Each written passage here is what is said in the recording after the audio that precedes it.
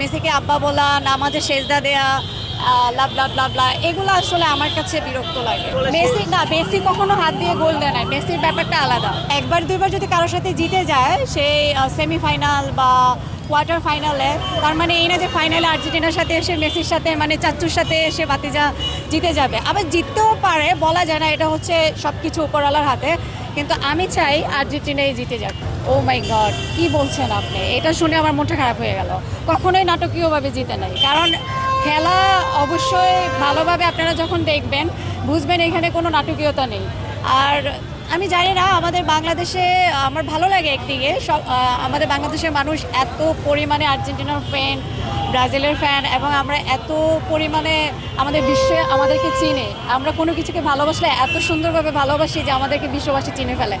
তো আমি এই ক্ষেত্রে বলতে চাই যে সবাই ভালোবাসে, আবার যারা হচ্ছে আর্জেন্টিনাকে পছন্দ করে না তারা এগুলো নিয়ে ট্রল করে বিভিন্ন কথা বলে। যেমন চোট দিয়ে সার্চ করলে চলে আসে গুগলে, মানে হাউ ফানি, হাস্যকর বিষয়গুলো। হ্যাঁ,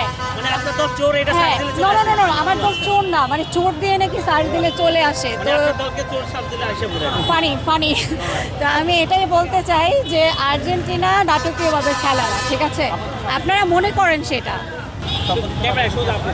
খেলাটা দুর্দান্ত হবে, লামিন ইয়ামালও কম নয়, ভালো। বাট ওদের তো একটা গল্প আছে, আপনারা সবাই জানেন, মেসির আর লামিন ইয়ামালের।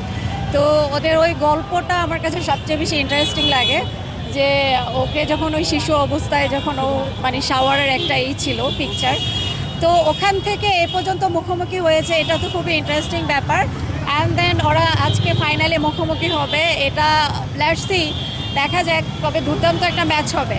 লামিন ইয়ামালও কম নয়, আর আমাদের মেসি তো অলরাউন্ডার, মেসি তো মেসি মানে আজকে কি হাত দিয়ে গোল দিবে? আচ্ছা, এটা কেন বলছেন হাত দিয়ে কেন গোল দিবে? হাত দিয়ে কখনোই কেউ গোল দেয় না। হ্যাঁ, ওটা ছিল হচ্ছে ম্যারাডোনার সময়, ওটা একটা আলাদা ব্যাপার।